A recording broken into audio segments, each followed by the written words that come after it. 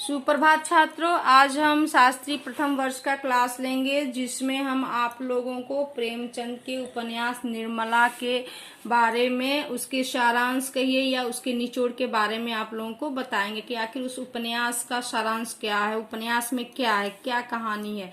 ठीक है छात्र, इससे पहले मैंने पहला क्लास लिया था जिसमें मैंने प्रेमचंद के जीवन परिचय के बारे में, उनकी रचनाओं के बारे में, उनकी शिक्षा एवं वृत्ति के बारे में बताया था। ठीक है छात्रों, आप लोग शायद रिवीजन भी कर चुके होंगे। उसके बाद उनकी हम बताए थे कि उनकी बहुत सारी ऐसी मौलिक उपन्यास हैं जिसमें उनका एक उपन्यास मंगलसूत्र अधूरा रह गया, वो अधूरा ही है। और उन्होंने लगभग 300 कहानियां लिखे जो कि मानसरोवर 8 खंडों में विभक्त है। छात्रों, आप लोग को अगर मिले तो इनकी कहानियों को या उनके उपन्यासों को पढ़ने की कोशिश कीजिएगा।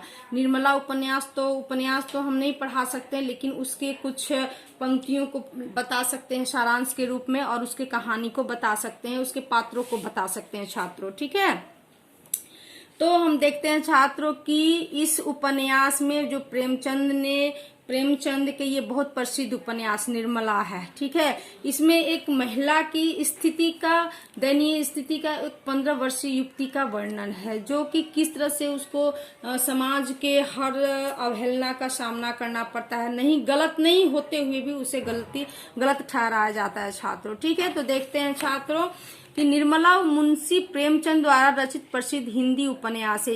इसका प्रकाशन सन 1927 ईस्वी में हुआ था। छात्र, निर्मला उपन्यास का प्रकाशन 1927 ईस्वी में हुआ था और ये बहुत प्रसिद्ध उपन्यास है। सन 1926 में दहेज प्रथा और अनमेल विवाह को बनाकर इस उपन्यास का लेखन प्रारंभ हुआ। यानी कि प्रेमचंद ने इस उपन्यास का मुख्य जो केंद्र बिंदु है वो क्या है? दहेज प्रथा और अनमेल विवाह है। अनमेल विवाह क्या अर्थ क्या हुआ? बेमेल मतलब मेल नहीं खाना। अनमेल का अर्थ होता मेल नहीं खाना, यानी कि जिसमें लड़की की उम्र कम होती है और पुरुष की उम्र अधिक होती है। मेल नहीं खाने का अर्थ ही उसी को कहते हैं अनमेल विवाह छात्रों। और उस समय भी दहेज प्रथा आज भी उसी रूप में प्रभावित है समाज में, और कल भी था, और उस समय भी जब प्रेमचंद आते हैं उस समय भी था। तो प्रेमचंद ने सन 1926 ईस्वी में दहेज प्रथा और अनमेल विवाह को लेकर इस उपन्यास का लेखन प्रारंभ करते हैं छात्रों। इलाहाबाद से प्रकाशित होने वाली महिलाओं की पत्रिका चांद में नवंबर 1925 से दिसंबर 1926 तक यह उपन्यास विभिन्न किस्तों में प्रकाशित हुआ। यानी जैसे जैसे प्रेमचंद ने इस उपन्यास को लिखते थे, यह चांद नामक महिलाओं की पत्रिका चांद में ये कहानी इसकी छपती थी, है ना। और यह करीब 1 साल तक ये पूरी उपन्यास छपती रही, और छपने के बाद इस उपन्यास का अगला पूर्ण रूप से जब कंप्लीट हो गया तो उसको 1927 में प्रेमचंद ने प्रकाशित करवाया छात्रों। और प्रेमचंद ने जो भी उपन्यास, कहानी, जो भी उन्होंने अपने लेखन में समाहित किया, वो कोई काल्पनिकता उनके उपन्यासों में, उनकी रचनाओं में छात्रों नहीं था।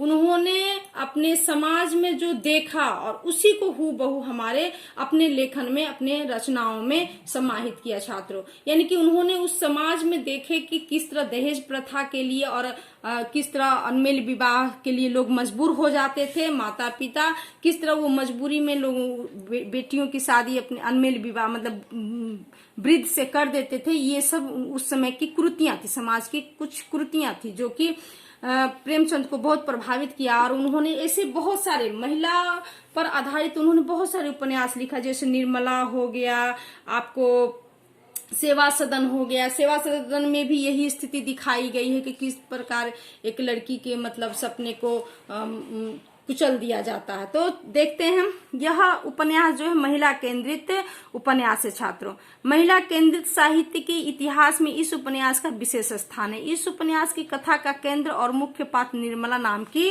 15 वर्षीय सुंदर और सुशील लड़की है। इसके पिता एक वकील रहते हैं, अच्छे फैमिली से रहती है, ठीक है, निर्मला। और सुंदर है। 15 साल की एक तरह से कहिए तो उस समय खेलने कूदने का समय, लेकिन उस समय ऐसा समाज था कि जिसमें हम लोगों को उस समय 15 साल की ही उम्र में ही लड़की की शादी कर दी जाती थी। तो अच्छे फैमिली से थे, तो इसकी शादी पहले एक अच्छे मतलब घर में शादी तय हो गई थी। अचानक निर्मला के पिता की मृत्यु हो जाती है। मृत्यु होने के बाद उसके घर की स्थिति दयनीय हो जाती है। वो लोग शादी करने से मना कर देते हैं। क्यों?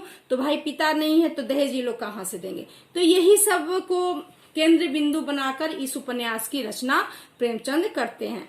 तो जिस व्यक्ति से निर्मला की अब मजबूरी उसकी माँ की हो जाती है, लोग कहते हैं कि नहीं इसकी शादी करा देनी चाहिए, तो निर्मला का विवाह एक अधेड़ उम्र के व्यक्ति से कर दिया जाता है।